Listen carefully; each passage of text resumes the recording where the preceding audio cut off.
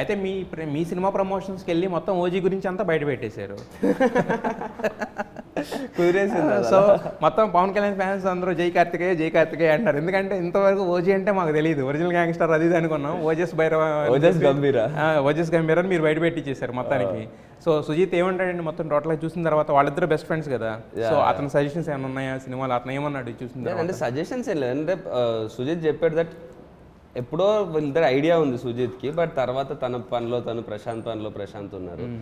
But recently edit like basic edit అయిన తర్వాత ఒకసారి చూపించాడు సుజిత్కి. Sujith absolutely loved it. అదే చెప్పాడు ఇంటర్వ్యూలో కూడా, నేను హీరోకి ఆ ప్రాబ్లం పైన ప్రాబ్లం రావడం కానీ, అండ్ జనరలీ స్క్రీన్ ప్లే ఉన్నప్పుడు ఎమోషన్ మిస్ అవుతుంది స్క్రీన్ ప్లే ఓరియంటెడ్ పేసీగా ఉన్నప్పుడు, బట్ ఎమోషన్ చాలా స్ట్రాంగ్గా ఉంటూ అది మెయింటైన్ చేశారు, అది చాలా బాగుంది.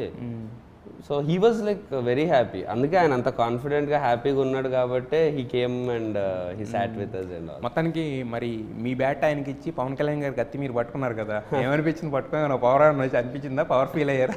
నేను ఆ రోజంతా అంటే షూట్ అవుతుంది అయిపోయాక కత్తితో ఆడుకుంటూ ఉన్నా, నేను ఆ రోజంతా అదే ప్రాక్టీస్ చేస్తూ ఉన్నా, అలా ఇలా అనుకొని నాకు నేను బ్యాక్గ్రౌండ్ మ్యూజిక్ వేసుకుంటా. తర్వాత రాత్రి కత్తి ఇచ్చేయాల్సి వచ్చింది.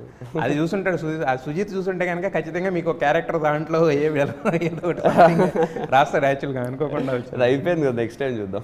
50% కదా ఉన్నట్టుంది కదా, ఇంకా షూట్ ఉన్నట్టుంది, ఉంది షూట్ బ్యాలెన్స్ ఉంది, బట్ క్యారెక్టర్లు ఆల్రెడీ ఫిక్స్ అయిపోయి ఉంటాయి కదా. వస్తాయి సార్, అది రాసి పెట్టుంటే ఎక్కడున్నా ఎవరన్నా ఆపలేరు.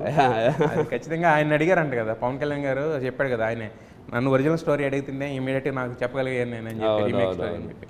సో అలా ఆ టైం రాసి పెట్టుంటే ఏదైనా వస్తుంది అనమాట.